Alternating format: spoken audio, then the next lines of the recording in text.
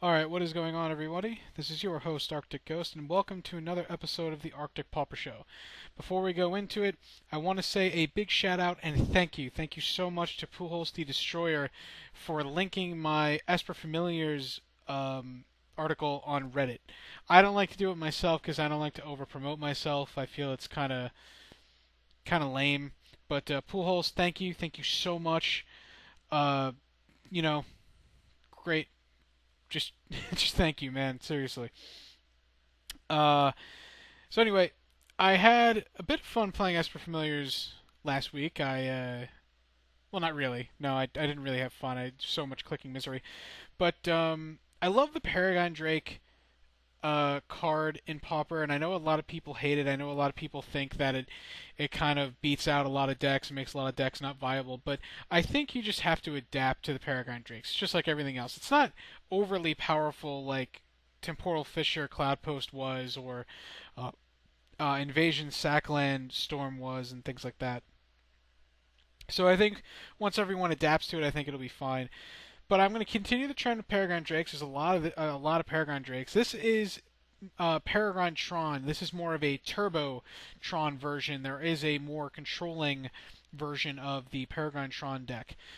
This is pretty straightforward. This is what you get with it. You know, you're using the Tron lens instead of the familiar engine to go off. It makes you just as susceptible to whatever that word is to land destruction, but it makes it a little easier because now you have the Tron lands instead of creatures to make your spells cost cheaper. You have the Tron lands to just play out all of your spells. And that can be a lot. The more mana you have, the more spells you can play in one turn, the deeper you get, the more you set up, the faster you sculpt your hand, the faster you win. So, let's go into the deck list. First up is Preordain. Again, over Ponder because pushing dead cards to the bottom I think is better than just what Ponder does. There's only 3 in this deck because I wanted to make room for Capsize. That's why you may not see a 4th Expedition map or a 4th Ghostly Flicker. I wanted to make room for Capsize. And next we'll talk about is Expedition map. Expedition map, you don't really need to draw them that early because you don't. Well, I mean, you want to draw one early, and then you don't really want to draw too many more of them. You don't have any cycle lands like Remote Isle or Lonely Sandbar or anything like that to cycle. So later in the game, unless it's getting Tron, it's a dead card. So you don't really want too many of them.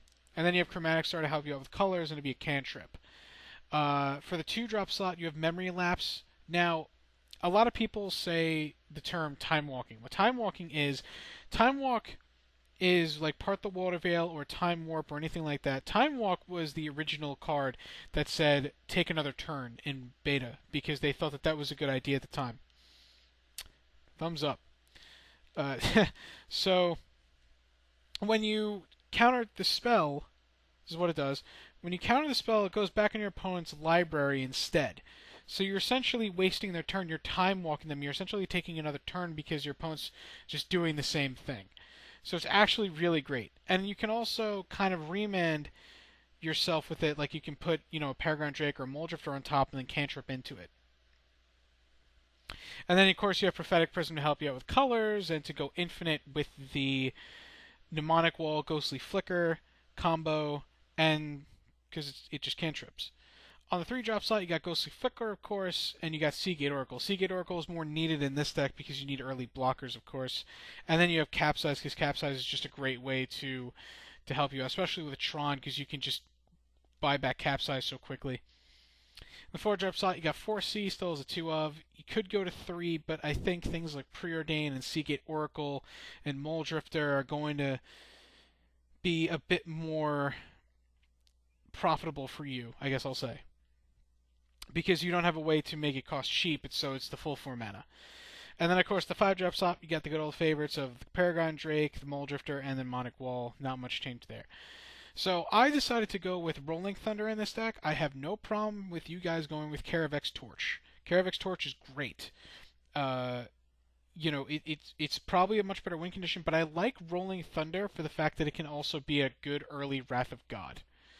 That is why I chose to go with Rolling Thunder. I went with 2 of them because the control decks have taken a small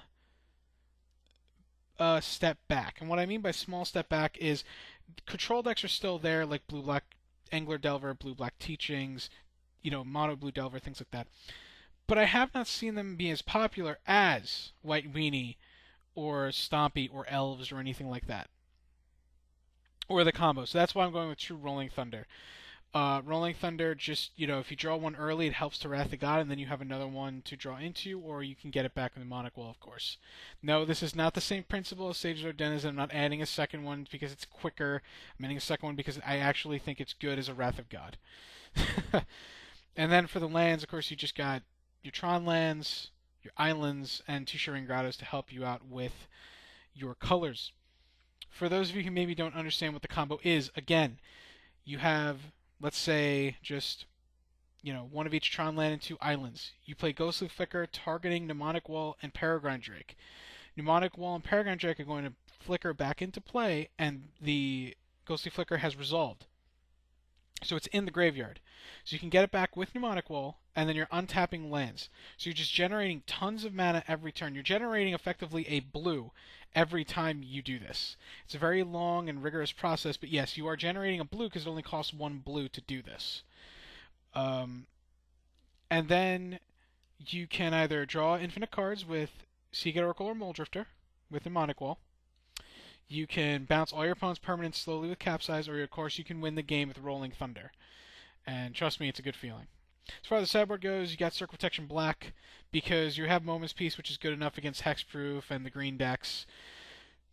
So, there's no reason to play Cop Green when you can just play Cop Black and also have a way to buy time against Mono Black. It doesn't stop Gray Merchant because Gray Merchant is loss of life, but it does help you take it does help you buy time against the Mono Black decks. It's also pretty good against Angler Delver because it prevents them from winning with Gurmag Angler or the 3/3 Delver. The 3/3 Delve Flyer. It doesn't stop Delver, of course, but Delver is not that hard to deal with in this deck, especially if it doesn't flip, of course. And then you have Circle Protection Red against the red decks. You have Earth Rift against the Mirror and other Tron. And then you have Dispel. Dispel could be Pyroblast, but getting red mana in this deck all the time is going to be a bit difficult. But it's possible that maybe Pyroblast is better. But this deck is a little bit faster and doesn't rely on the familiar, so maybe it has a better Blue-Black Delver deck matchup. I'm not exactly sure. And of course, I went with Earth Rift over Stone Rain because I feel like the fact that you can flashback Earth Rift is just better than being 1 less mana to Stone Rain. So that's the deck. I hope you guys enjoyed this deck tech. I hope you guys enjoy watching the deck. And I'm going to run it through League this time because I didn't have the time to run it through a Pauper Classic Tuesdays. Also, I'm going to start streaming Pauper Classic Tuesdays and probably recording League. So I hope you guys are happy about that. And I hope, you guys check out my stuff. And I will see you for my first match, and you stay tuned. Thank you for watching.